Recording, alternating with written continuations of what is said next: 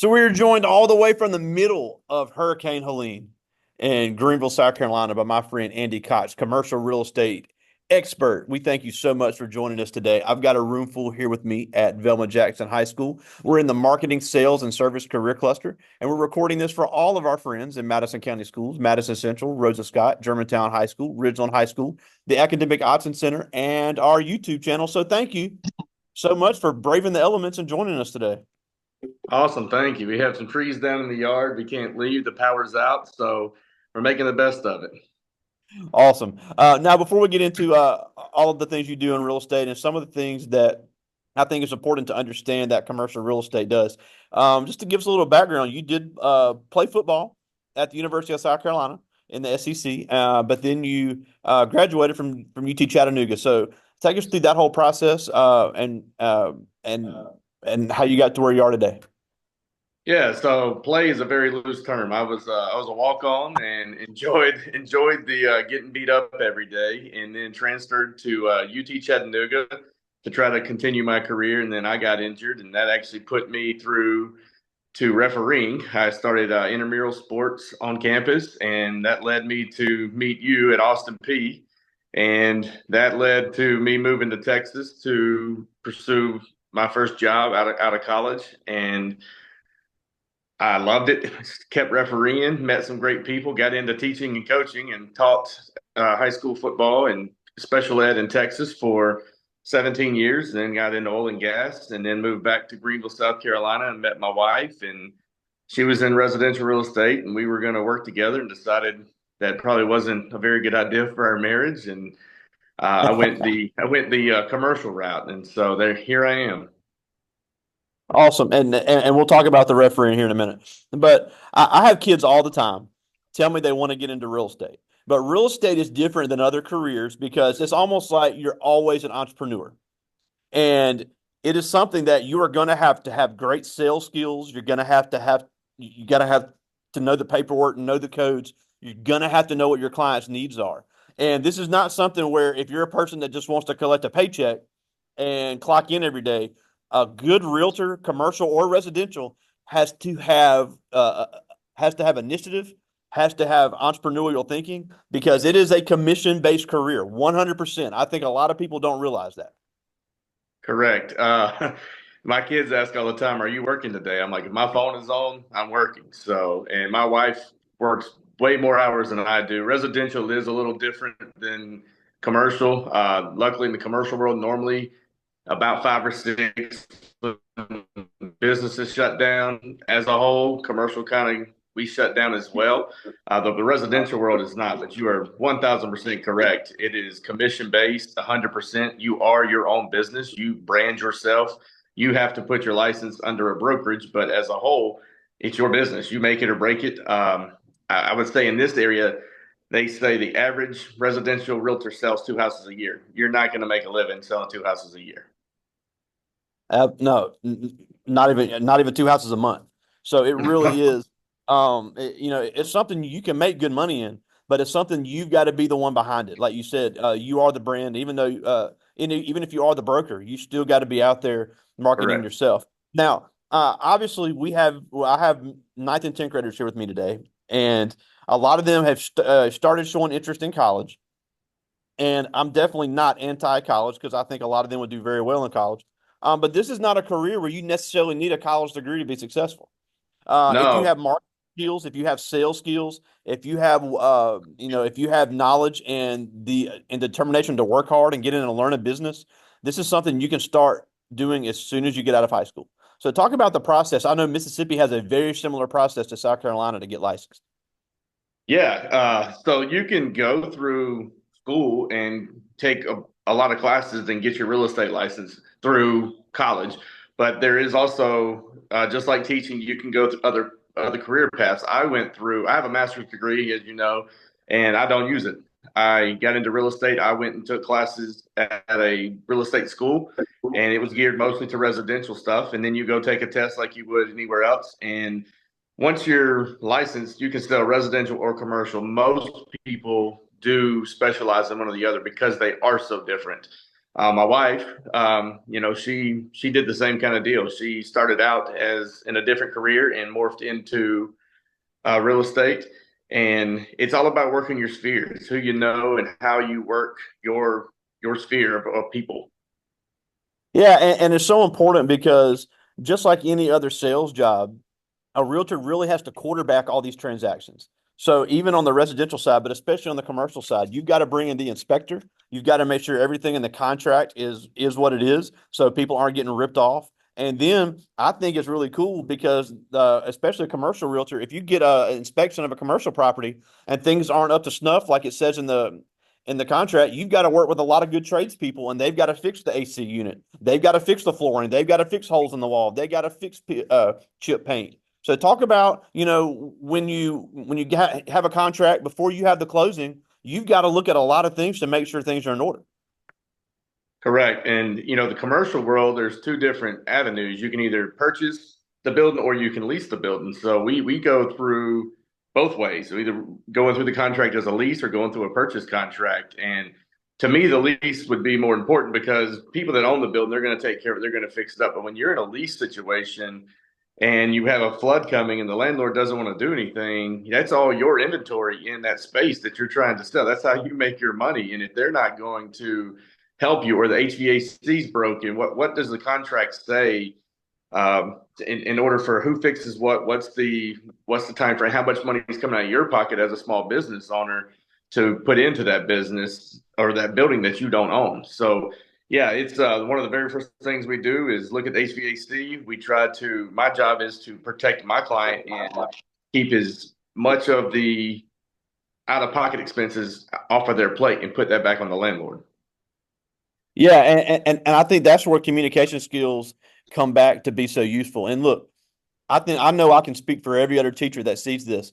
I've got a ton of very intelligent kids in here with me right now, but this generation, they're so eat up with the TikTok and the YouTube and the Snapchat and the Instagram, and that's fine. But being able to speak to a client, being able to show a client what they're getting, especially in real estate. Real estate is different from other sales because obviously you want to have the best commission for yourself, but this is not something you want to upsell somebody to something they can't afford. You want something that's going to fit their budget and fit their needs as a business or as a homeowner. Correct. And as a former teacher, I'm in the same boat you are. Would you text your doctor and say, "Here's a picture of me, like fix me," or would you want to go have a conversation with your doctor? So I would encourage all the students learn how to shake a hand properly, learn how to communicate via face to face or in a phone call. It's a whole lot easier and quicker to get something done through a phone call or a face to face meeting than 1,000 text messages. Things get lost, tone get lost. So yes, you hit the nail on the head. Definitely learn how to communicate with equals, superiors, and people that you're trying to sell to. Yeah, and I'm glad you mentioned that too. Little things like walking in a room and introducing yourself. When you walk into a closing room, you've got an attorney there, you have both parties. If it's going to go smoothly, you're going to have to be professional and know what you're talking about, especially when you're representing, it could be somebody that's never bought anything before. They're trusting you with their livelihood when it comes to the business. So even though this is something where you can get into it at a young age, you've got to be ready and you've got to be mature. Yeah, every person you meet could be your next client. So you got to put your best face forward all the time. You never know. Yeah. Now, something else I mentioned before we started recording, and I was telling the kids that every time we see a grand opening or these ribbon cuttings we see on the news, or we'll see the sign on the construction site of future home of XYZ. This is the business that's going to be here. A commercial realtor had to have a big hand in that.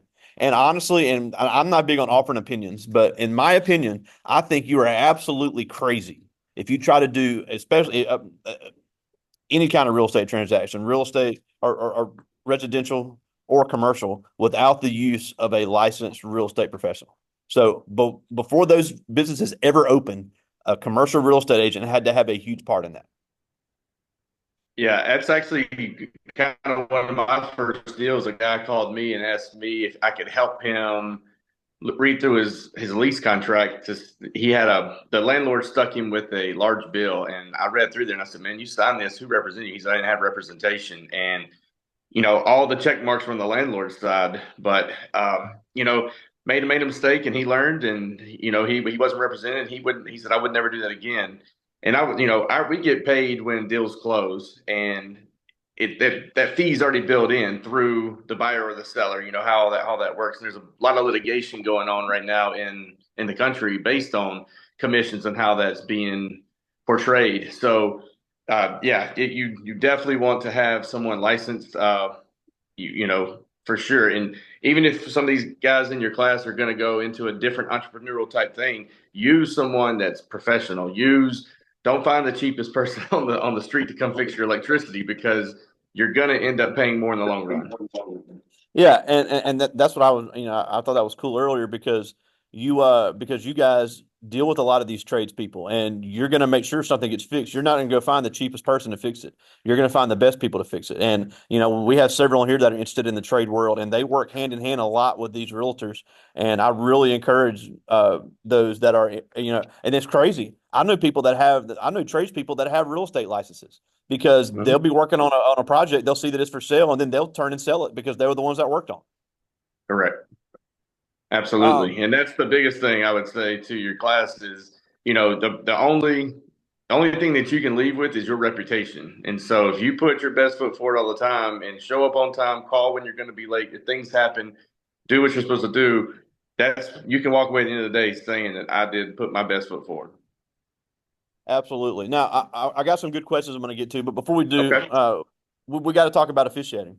Yeah, We absolutely. both, yeah, me and you both call college basketball, high school basketball. You've called a lot of high school football. I did, I know you've done some state playoffs. I did the state championship here in Mississippi. I've done, being intramural guys. We've both done high school baseball, volleyball, soccer, you name it. We've called pretty much every sport. But it is amazing. Me and you are close to the same age, and I know you're in the same boat as this. I'm in my 40s. I'm almost always the youngest person calling a game, Mhm. and that's not a good sign. We Absolutely. need young people of It's all not. genders, of all colors to get into officiating, no matter what sport it is. If you love soccer, we need soccer officials. If you're a volleyball person, we need volleyball officials because. And if people think I'm joking, I think we are very close to serious cancellations of games on levels below college because we are not going to have enough people to cover it. But I think for young people that are interested in staying involved in a game, for meeting great people, seeing new places, and getting a great workout, I'm too ADD to just get up and run around the neighborhood because I get too bored. But if I'm not thinking about it, I can run up and down a basketball court all night long. So, why do we really need kids, even if they're not interested in real estate? We need kids to get interested in officiating. Absolutely. And that's what I love. You don't have to have played the sport. If you just are passionate about something and it's good money, you're not gonna get rich at the high school level, but you can make decent money for very short amount of time of working if you're willing to put in the time. So yeah, absolutely. And on the flip side of that, if you don't get into officiating and you have children, don't be that fan in the stands that makes everybody want to quit. Be very supportive of what goes on. And if you don't understand what goes on, learn. Man, I'm telling you, because it's amazing how many people argue that don't know the rule they're arguing about. And Absolutely. you want to be there for the kids because the kids are out there trying to get better, trying to stay in shape. But the other thing about officiating, like we said earlier, I've seen places I never would have been Hmm. all over the country that I never would have been. I've met people I never would have met. The connections I've met. I've actually had other officials speak on this channel about their careers and things they've done in their life. So it really is a great networking tool. I know people that have met their spouses through officiating, and Absolutely. also even if you just want to do it in college as an on campus job, it's a great way to meet people. When I was in Southern Miss in undergrad, that's how I got involved in officiating was officiating intramural flag football. Everybody came out for the games. The Yep. whole student body, everybody knows you. If you're good, everybody wants you to call their games. I have people even today that I'll see at homecoming at alumni events. Man, remember that crazy game we had and you were refereeing, man? I'm so glad you were calling it and not somebody else. So it really is a great way to meet people and to make everlasting relationships and to have a hobby for the rest of your life. Because look, me and you aren't even in campus rec anymore, but it's something that we can continue doing no matter what our career is. Absolutely. And there's always officials that are retiring or willing to help young people or new officials get started, whether it's buying them equipment, loaning them equipment, helping them out, rules, studies, whatever. There's a lot of people out there willing to help. There's a lot of people that are passionate about refereeing or real estate or whatever. There's people out there to help you. You just have to put your foot forward and say, I'm willing to go meet you. Yeah, and I'm telling you, it's amazing once you get your foot in the door and get started, just like anything else. And real estate's the same way. I know for people here locally, my mother is always willing to mentor young people that want to get into residential real estate, and she even sells the land as well. So people that want to sell the hunting land, that's something that's very big here in Mississippi, and I'm sure it is in South Carolina as well. So there's a lot Absolutely. of money to be made. It's just a matter of learning the business. But I do have some good questions. I'll get to as many of these as I Absolutely. can. This first one is Michaela Lumpkin, one of our cheerleaders here. She's in 10th grade, and she asked, "What's the hardest thing about your job?" Oh, the people. Everybody thinks they're an expert in your field. And that's probably the hardest thing is not only are you a real estate agent, you're a therapist, you're a counselor, you're everything because one day they could be having a bad day, someday they're having a good day. And managing your time that, you have 10 or 11 clients and not just them. They don't realize that. They think you're the only person they're working for. Man, I've heard those stories for years. This is Demontre Strange, member of our football, basketball, and baseball team. He's an all-around athlete, 10th grade, and he asked, on the commercial or the residential side, how do you market your property and get a list of interested buyers? So the way you market the property is through we have different like residential has the MLS, which is the multiple listings service, and then on the commercial side we have CoStar, which is agent to agent based. You have to be an agent to be a part of that. Then we have Prexy, which is consumer to agent, and then LoopNet, which is consumer to agent. So he could go look today on loopnet.com and type in an area that he's interested in and look at what properties there for lease or to purchase. And that's kind of how the client base has started. But really, again, it's working your sphere. Once you know people, hey, do you have anybody looking for this? So whether it be with other agents or people that have, liquid money that are investors or so on. I like this one. This is Mila McCullough. So she's a member of our dance team here. She's in 10th grade. And she asked, how do you negotiate with sellers and how do you approach a bidding war? Bidding wars are great for the sellers if you're representing the seller. But normally, again, like we talked about, have another agent. So I don't, if I'm working with the purchaser, I don't directly talk to the seller. I'll talk to their agent. If not, then I will have to talk to the seller. And at that point, you're trying to, you represent your client, which would be this case would be the purchaser. So I owe them certain things, confidentiality that I don't owe the seller. So I'm getting the best deal I can for my clients at all times. But the bidding war thing, you got to put your best foot forward and always sometimes the best price isn't always the best deal. So even if you're on the other side, it's maybe the amount of time before you close. Maybe it's that they like your type of business over someone else's business or your vision moving forward. So again, we always talked about it, put your best foot forward and show what you can do and that's where you can win your deals. Big time. I like this one. This is Sanaya Norman. She's in 10th grade, one of our cheerleaders here.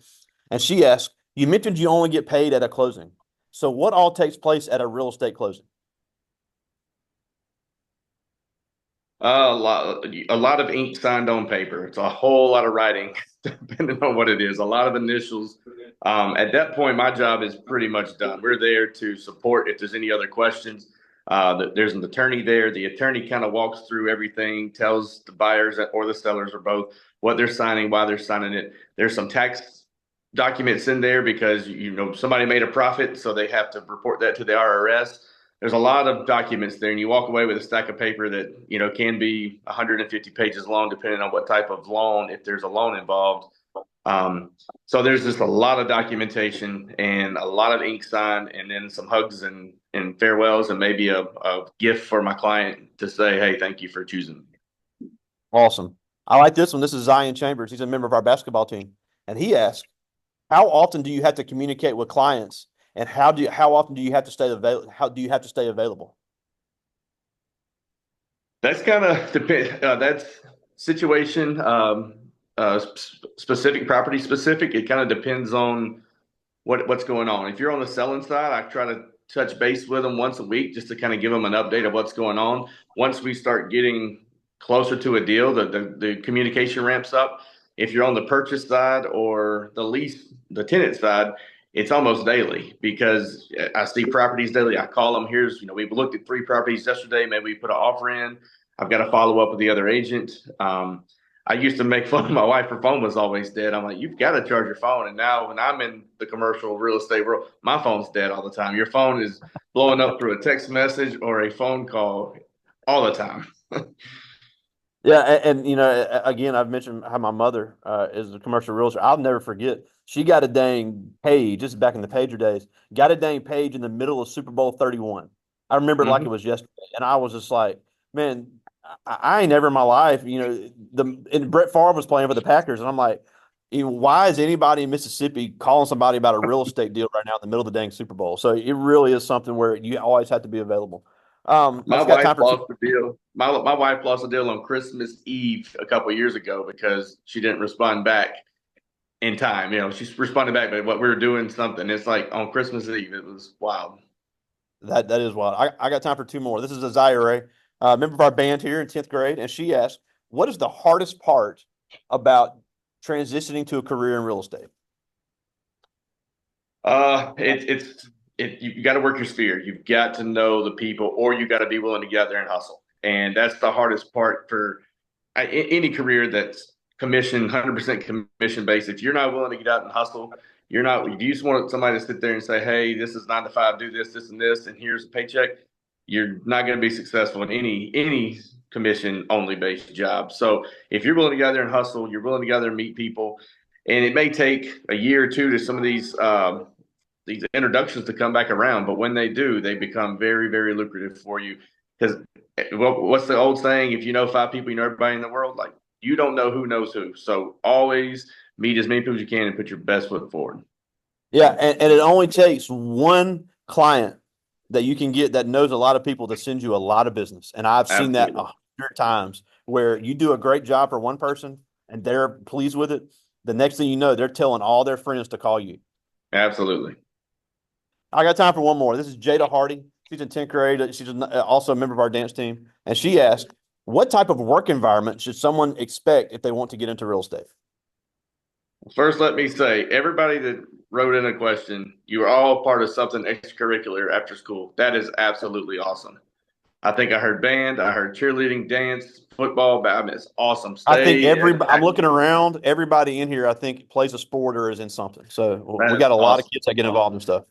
Okay, ask me the question again. She asked, what type of work environment should someone expect if they want to get into real estate? Work environment. The beauty of that is you kind of make your own schedule. So if you need something if you need to take off because your kids are sick or you just want to go on vacation, you have that freedom. The problem is you also don't have that freedom because your phone's always on, but you're commission based. So now I have office. I rarely go. When I'm in the office, it's a great time to network with other agents in my office, but they want to talk, and that's a good thing. But it's really hard to get work done all the time when people are sitting there talking to you. So you can work pretty much anywhere, work remote, as long as you have, your laptop, cell phone, whatever it is. Yeah, and that really is the beauty of it. I remember growing up until I was able to drive. My mom was always able to pick us up from school, and Yep. everybody did not have that luxury, and it's because she can make her schedule around that. Now, it didn't always work out that way. Sometimes we had to ride the bus like everybody else, but for the most part, she was able to clear her schedule at that time to take me home. Now, she would go back to work after that because she worked like crazy too, but I was able to have a ride home from school every day because of her real estate schedule. So that is something for people that want to have a family, this could be a great career to have a family because, like you said, you can make time for things if you're good at time management. So this could be a great field for kids to get into if they want to have a family.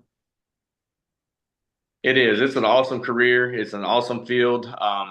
Every deal is different. That's what's fun about it. It's not the mundane that you do the same thing every single day. Every deal has its challenges and it's good and it's bad. So it is every day is a different day, which is awesome.